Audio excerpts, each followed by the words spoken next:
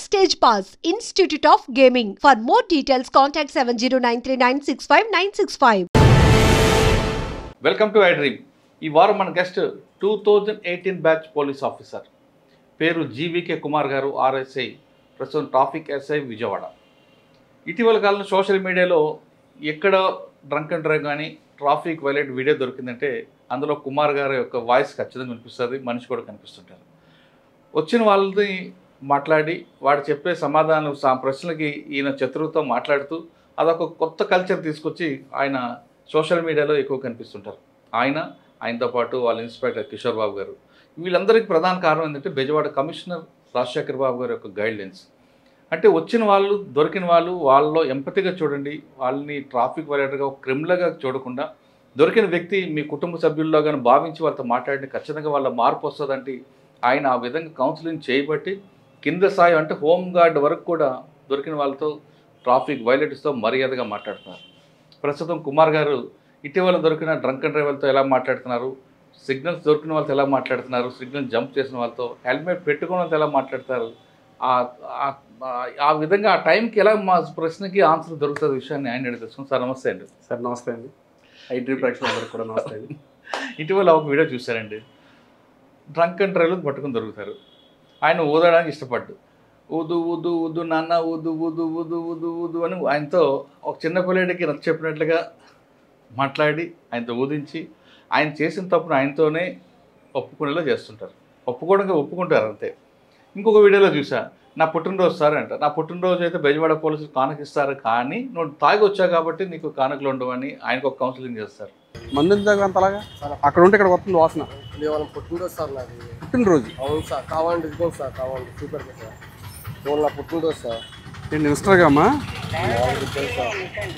పుట్టినరోజు sir promise, అందుకే తాగే సార్.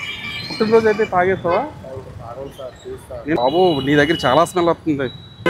బండి ఎన్ని సంవత్సరాలు అయింది కొని? నేను 9 సంవత్సరాలు 9 సంవత్సరాలు అయింది. 9 నెలలు సార్. 9 నెలలు. అవును సార్. తాగకూడదు కదా ఎలాగా? సరే సార్, ప్లీజ్ సార్. ఏంటి సరే సరే సార్. మళ్ళీ హార్న్లో సైరన్ లేజ్కి వెళ్తున్నా? సరే ఈ క్యాబ్ తీయద్దు సార్, ఒకసారి వదిలేండి సార్ ప్లీజ్. నువ్వు ఏ పొజిషన్లో ఉన్నా సరే డ్రంక్ అండ్ డ్రైవ్ అయితే వదలకూడదు. నీ కళ్ళు చూసే అర్థమైపోయింది నువ్వు తాగున్నావు. ఇప్పుడు ఇది నోట్లో పెట్టుకుని నేను వదమన్నం సేపు పోతాను, ఓకేనా? ఈ బర్త్డేకి విజయవాడ ట్రాఫిక్ పోలీసులు ఇచ్చే గిఫ్ట్ ఇది. పడుకోడు వదు వదు వదు వదు వదు వదు వదు వదు వదు వదు వదు వదు వదు. ఓకే, ఇంతకుముందు ఏమైనా ఎక్స్పీరియన్స్ ఉందండి? ఉదయం ఇంతకుముందు వదలేదని ఫస్ట్ టైం అని పోతాం ఏదన్నా చెప్తున్నా కదండి. ఎంత వచ్చింది చెప్పు, నోటితో చెప్పు. ఇంకొక వీడియోలో నలుగురు వస్తారు టూ వీలర్ మీద, నేను ముగ్గురే అని అంటాడు, నేను వెనక నలుగురున్నారు అంటాడు. ఆయనగా ఆశ్చర్యపోతాడు ఇంకో వ్యక్తి ఎప్పుడు వచ్చాడు అనేది.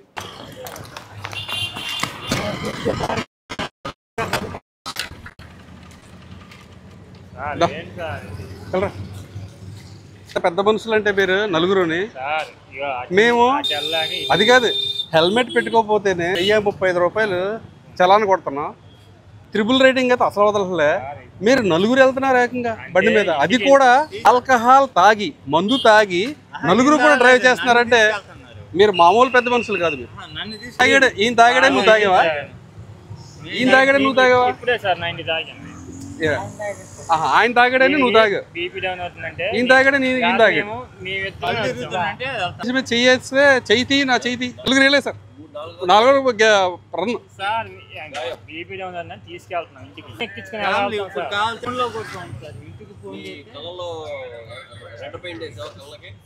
ఇలారా ఇలా అదే ఇప్పుడే కదా ఇందాడ 90 అన్నావు, 90 తాగాను మరి క్వార్టర్ అన్నావు. ఎప్పుడు సార్ మళ్ళీ అది కూడా వచ్చిద్దాం. ఏది ఎప్పుడు 4కి తాగాను, అది ఎందుకు వస్తుంది ఇక్కడికి? 90 తాగాను, మరి క్వార్టర్ అన్నావు ఎప్పుడు సార్ మళ్ళీ అది కూడా వచ్చిద్దాం. ఏది ఎప్పుడు 4కి తాగాను, అది ఎందుకు వస్తుంది ఇక్కడికి? నువ్వు వచ్చావు కదా మా దగ్గరికి, అది అక్కడే ఉంటుంది. తమ్ముడా నాకు మా నీ రిలేషన్ వద్దురా బాబు. నిజంగా ఇంకొకసారి తప్పు చేస్తే నేను అది ఇంక చాలా షేడ్స్ ఉన్నాయి అబ్బాయి. మనం నోట్లో పెట్టు, నేను వెళ్ళిపోమంటున్నాను నేను. అలాంటి వాళ్ళు కాదు సార్, అలాంటి వాళ్ళు కాదు సార్. పెట్టు, నోట్లో పెట్టు ఒకసారి. సార్ ఒక్కసారి వదిలేను సార్. ఇద్దరు స్నేహితులు చెప్తున్నారు. ఏమని చెప్తారు మీకు అర్థమవుతుంది సార్. నేను వదిలేమన్నా నువ్వు వదిలేవా బాబు నువ్వు. మొత్తం నలుగురు ఎక్కారు కదా మీరు బండి మీద. నలుగురు ఇంకోటి ఏది ముగ్గురే కలిసి నలుగురు బండి ఎంతమంది ఎక్కారు? బండి నడిపోడు నీకే తెలియట్లే. సార్ ముగ్గురు ఎక్కారు శివా, సార్. అందరూ- నాలుగోడు ఎక్కిన సంగతి నాకు తెలియదు. నాలుగోడు ఎవడు నీ బండి మీద ఎక్కిన నన్ను అడుగు, లేదా నేను చెప్తాను ఎవరో. నాలుగు వెనకాల ముగ్గురు, మొత్తం సీట్ అంతా నలుగురు ముగ్గురు. ఎక్కించుకోవాలా? ముగ్గురే, ఇద్దరం వచ్చామా, నాలుగోడు నాకు తెలియదు. ఇలాంటి ఫన్ వీడియోస్ మాకు దొరుకుతున్నప్పుడు చూస్తున్నప్పుడు వాళ్ళు మీకు ఇరిటేట్ చేస్తుంటారు. ఒక్కొక్కసారి మీ పేరు ఏం ట్రాన్స్ఫర్ చేస్తాను, వాడు తెలుసా నాకు ఇది తెలుసా. ఇటువంటి సిచ్యువేషన్లో మీరు ఎలాగ ఓపిక్గా వింటారడం కాదు, ఉంటారు. లాస్ట్ స్టేజ్ వచ్చే వరకు అంత సహనం ఎలాగొస్తుంది? ఇది కేవలం ఉద్యోగం దీంట్లో చేస్తున్నారా, ఒక ప్యాషన్గా చేస్తున్నారు? ఈ ప్రశ్న సమాధానం చెప్పే ముందు కుమార్ గారి కుటుంబ నేపథ్యం, ఈ స్థాయికి వచ్చినప్పుడు మీరు పడ్డ కష్టం, ఆ జర్నీ చెప్పండి. సార్ నమస్తే అండి, నా పేరు జీవీఎన్ కుమార్. నేను వెస్ట్ గోదావరి పాలకొల్లు మాది. నేను 17.5 yearsకి ఆర్మీకి వెళ్ళాను. ఆర్మీలో నేను ఎంటీ డ్రైవర్ని. అంటే 17 yearsకి వెళ్ళాను. 17 years ఆర్మీలో చేశాను. 17 years ఆర్మీలో చేసిన తర్వాత మళ్ళీ 2013 లాస్ట్లో బయటకు వచ్చాను. నేను బయటకు వచ్చిన తర్వాత నాకు ఫస్ట్ నుంచి చిన్నప్పటి నుంచి కూడా నాకు పోలీస్ అవ్వాలని ఒక ఇది, అది కూడా సబ్ ఇన్స్పెక్టర్ అవ్వాలన్నది. అంటే నేను నా పాలకొల్లో చూసినప్పుడు బోస్ గారు అని చెప్పి ఒక ఎస్ఐ గారు ఉండేవారు. ఆ టైంలో ఆ ఎస్ఐ గారు బుల్లెట్ మీద తిరుగుతుంటే మాకు అనిపించింది అనమాట, ఎస్ఐ గారిలాగా మేము కూడా అవ్వాలని. అదే నాకు బాగా నాటుకుపోయింది, అవ్వాలనుకున్నాను నేను. తర్వాత అంటే 89 బ్యాచ్ అనే కదా మీరు చెప్పేది. ఆయన ఇప్పుడు ఎవరు తెలియదు సార్ నాకు, నిజంగా ఆయన ఏ బ్యాచ్ కూడా తెలియదు నాకు. ఆయన తర్వాత కేసు వేయాలండి. అవునండి. తర్వాత నేను బయటకు వచ్చిన తర్వాత ఒక 2 నెలల్లో చదివేస్తే మనకి జాబ్ వచ్చేస్తుంది అని చెప్పేసి 2013లోని నేను భాగ్యనగర్ ఇన్స్టిట్యూట్ ఆఫ్ పోలీస్ మన సికింద్రాబాద్లో ఉంది సార్, అక్కడ దిల్సుఖ్ నగర్, అక్కడికి వెళ్ళా. 2 monthsలో అయితే నాకు అసలు ఏం అర్థం అవ్వలే. ఎందుకంటే 17 years నేను బుక్స్ వదిలేసిన తర్వాత చదివినది గుర్తుంటలేదు నాకు. అలాగే ఇంకా ఇలాగ ఏమవుతుందో అర్థం అవ్వకపోతే మా ఫ్రెండ్ ఫోన్ చేసింది, ఏంట్రా ఇది అసలు నాకేమో అర్థం అవ్వట్లేదు, ఎక్కట్లేదు నాకంటే. అడుగుతాను, నువ్వు చదువుతూ ముందుకెళ్ళిపో, చదువుతూ ఉండు, దాంతోపాటుగా నువ్వు కాంపిటేటివ్ ఎగ్జామ్స్ కూడా రాస్తావు అన్నాడు. చదువుతూ అలాగే చదువుతూ 1 year తర్వాత నేను కాంపిటేటివ్ ఎగ్జామ్స్ రాస్తూ ఉంటే నిజంగా నేను చదివింది అక్కడ నాకు ఆటోమేటిక్గా ఆప్షన్లో వచ్చేస్తుంది. అలాగే నేను ఈ 2016లో పోస్టల్ డిపార్ట్మెంట్లో జాబ్ కొట్టానండి. ఆర్మీ తర్వాత ఆర్మీలో ఎక్కడ పని చేస్తారంటే మీరు? ఆర్మీలో ఆల్ ఇండియాలో మ్యాక్సిమం ఫస్ట్ ఇయర్ నాకు లే లదాఖ్ అండి, 600 TBT కంపెనీ. నేను ఎంటీ డ్రైవర్ని కాబట్టి మాకు సంబంధించి ఫార్మేషన్ సెపరేట్గా ఉంటుంది. Only empty driving.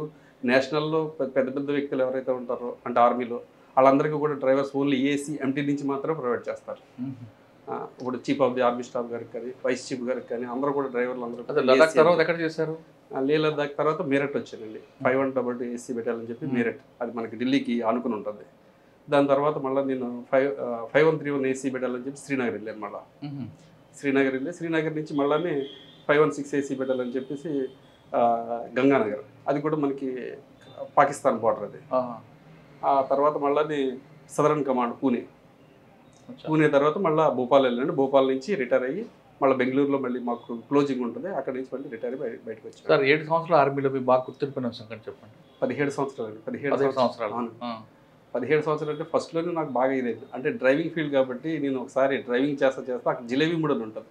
అంటే మనకి శ్రీనగర్ నుంచి ఇటువైపు మన లేక్ వెళ్ళడానికి జిలేబీ మూడ్ అని తగ్గుతుంది. ఆ జిలేబీ మూడ్ దగ్గర నాకు ట్రైనింగ్, నేను కో డ్రైవర్ నాకు ఇచ్చాడు. అప్పుడు శక్తిమాన్ అనే వెహికల్స్ ఉంటాయి. అవి ఏంటంటే ఇప్పటిలాగా మనకి పవర్ స్టీరింగ్ కదా, అవి మనం కట్ చేస్తే మళ్ళీ దాన్ని మళ్ళీ మనమే లాక్కోవాలి. నాకు అంత ఐడియా లేదు. ఆ జిలేబీ మూడు అంటే మనం జిలేబీ ఎలా చూస్తామో ఆ పైనుంచి వ్యూ చూస్తే కనుక అదంతా కూడా జిలేబీలా కనిపిస్తుంది. అటువంటిది ఒక కటింగ్లో నేను కట్ చేసాను కానీ మళ్ళీ తిప్పుకోలే, బండి వెళ్ళిపోయింది కిందకి లోయలోకి వెళ్ళిపోయింది. అయ్యో, లోయలోకి వెళ్ళిపోతే ఇద్దరం కూడా స్పాట్ అయిపోయాం అనుకున్నారు అందరూ. తర్వాత కొన్ని రోజుల తర్వాత నేను కొమ్మల నుంచి బయటకు వచ్చాను. అది ఏషియన్ నెంబర్ 1 హాస్పిటల్ అని చెప్పేసి లేలో ఉంటుంది, అది మొత్తం ఎయిర్ కండిషన్ హాస్పిటల్. అది నాకు ఇప్పుడు కూడా గుర్తుండిపోయే విషయం. అక్కడ అసలు జిలేబీ వరకు తిని వచ్చారు. ఓకే, తర్వాత వారికి సంబంధించి నేను లేలో ఉండగానే మనకి కార్గిల్ వార్ మా టైంలోనే జరిగింది. అక్కడ కార్గిల్ వార్ కూడా మనకి సెలవు వెళ్ళాలనుకుంటే కనుక లే నుంచి శ్రీనగర్ రావాలంటే కనుక జమ్మూ రావాలన్నా కానీ ఇక్కడ మన కార్గిల్ మించి రావాలి. మనకి ఇలా రోడ్డు మించి వెళ్తా ఉంటే ఈ పక్కన నది ప్రవహిస్తూ ఉంటుంది. ఆ నదికి పక్కన ఉన్న కొండలపై నుంచి వాళ్ళ అవన్నీ కనిపిస్తుంటాయి. వాళ్ళు టార్గెట్ చేస్తుంటారు మనల్ని. ఈ కాన్వాయ్ మొదలైందంటే కాన్వాయ్ మీద వాళ్ళు ఈ గోళాలు అవి కూడా ఇసురుతూ ఉంటారు. అంటే కొన్ని టైమ్స్ని బట్టి కొన్ని బళ్ళు వదులుతూ ఉంటారు మా వాళ్ళు వాళ్ళకి అక్కడ. అది బాగా గుర్తుంది. అది బాగా గుర్తుంది. కొంతమంది నా కళ్ళు ఎదురుగానే చనిపోయిన వాళ్ళు ఉన్నారండి అక్కడ, కొత్తగా పెళ్ళి వచ్చిన వాళ్ళు కూడా ఆ టైంలో అక్కడ. సార్ వెళ్ళి ఇక్కడ నుంచి పాలకొండ నుంచి వెళ్ళారు అక్కడికి. అక్కడ మీకు ఆ వాతావరణం అడ్జస్ట్ అయిందా? కంప్లీట్గా చలేస్తుంది లేక కదా అది? లేదండి, నేను చెప్పాలంటే ట్రైనింగ్ బెంగళూరులో అయిన తర్వాత సంవత్సరం అయిన తర్వాత మాకు 600 TBT కంపెనీ నేను ఒక్కడనే మా ట్రైనింగ్లో అందరిలో మా 9 మంది బ్యాచ్ మేము 9 మందిలో నేను ఒక్కడనే 600 TBT కంపెనీ లేలో పంపించారు. అది కూడా ఇక్కడ ఢిల్లీ నుంచి ఫ్లైట్ ఎక్కించారు, లేలో దింపారు. ఢిల్లీలో చలికి నేను తట్టుకోలేకపోయాను, ఎందుకంటే మనకు చలి అంటే తెలియదండి అసలు. ఢిల్లీలో చలికి తట్టుకోలేదు. అటువంటిది అక్కడ తీసుకెళ్ళి లేలో ఐఎల్ అంటారు, ఇండియన్ లిమిటెడ్ చెప్పి ఇందిరాగాంధీ రష్యా ఇచ్చానండి మనకి పెద్ద పెద్ద. దాంట్లోని కనీసం ఒక 6-7 పెద్ద పెద్ద ట్రక్కులు పడతాయి దాంట్లో. అటువంటి దాంట్లో మమ్మల్ని కూర్చోబెట్టి తీసుకెళ్ళారు. కింద నుంచి వెనకాల నుంచి ఓపెన్ అవుతుంది. అది ఓపెన్ అవగానే ఆ గాలికి నాకు మొత్తం కాళ్ళు చేతులు కూడా వణికిపోయి అయిపోయినాయి. బయటికి రాగానే మాకు పక్కనే మాకు ఒక రూమ్ కింద ఒక హాల్ కింద ఉంటుంది, హాల్లో పంపించారు మమ్మల్ని. హాల్లో పంపితే దాంట్లో బుఖారీ అంటారు, అంటే నేల బొగ్గుతో అది రూమ్ అంతా హీట్ చేస్తూ ఉంటుంది ఒక ఇన్స్ట్రుమెంట్ అన్న. నేను తీసుకెళ్ళి ఈ చేతులు ఎలా తీసుకెళ్ళి దాని మీద పెట్టేశాను, పట్టుకోలేక చేతులు కాలిపోయాను. ఫస్ట్ చేతులు కాలిపోయాను. అక్కడి నుంచి మళ్ళీ అప్పుడు వాళ్ళు గ్లౌస్ ఇచ్చారు. తర్వాత మళ్ళీ కోట్లు, దానికి సంబంధించిన సెపరేట్ క్లోతింగ్ ఉంటుంది. ఆ క్లోతింగ్ వేసుకోకపోతే అక్కడ బతకలేవు. అంటే ఇక్కడ చలి ఏంటంటే మనకి ఓన్లీ పైన మన శరీరానికి మాత్రం తగులుతుంది, అది డైరెక్ట్ లోపల ఉన్న ఎముకలు తగులుతుంది. అది అక్కడ ఉండి గాలిని కూడా మనం డైరెక్ట్ గాలి వేస్తుంటే మనం ఇలాగ నుంచి మనం ఆ గాలిని మన శ్వాస తీసుకోలేము, అంత బరువుగా ఉంటుంది గాలి. మంచి అనుభవం ఉంది. అంటే భూలోక నరకం టైప్లో ఉంటుంది. కొత్తగా వెళ్ళినోడికి, అక్కడ ఉన్న వాళ్ళకి కాదు, అక్కడ ఉన్న వాళ్ళకి అలవాటు పడిపోయి ఉంటారు. అక్కడ పిల్లలు మా వాళ్ళు మంచు దెబ్బల మీద వాటి మీద సరదాగా ఆడుకుంటూ ఉంటారు. మనం కానీ అటువంటి చేస్తే మనకి ఇళ్ళని ఐస్ పట్టేసి అక్కడ కటింగ్ చేయడమే. అంటే మీరు త్రుట్లో తప్పించుకున్నారు అంటే జిలేబీ కాకుండా ఏమైనా వారు దీంట్లో? అంటే వారిలో మేము ఎంటీ కాబట్టి మేము వారికి సంబంధించి తీసుకెళ్తా ఉండేవాళ్ళు. అవి అంటే ఆ టైంలో మీకు వాళ్ళు టార్గెట్ చేయలేదు ఎక్కడ? ఆ టార్గెట్ చేసినా కానీ మేము కొద్దిగా సైడ్కి ఉంటాం, దగ్గర వరకు వెళ్ళమండి మేము.